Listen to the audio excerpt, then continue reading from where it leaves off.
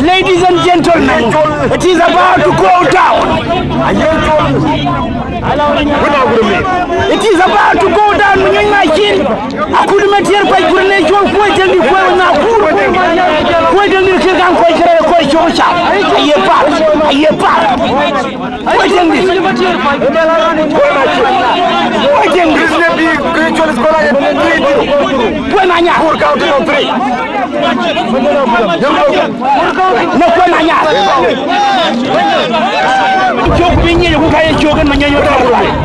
maybe it's going to happen today on the next one.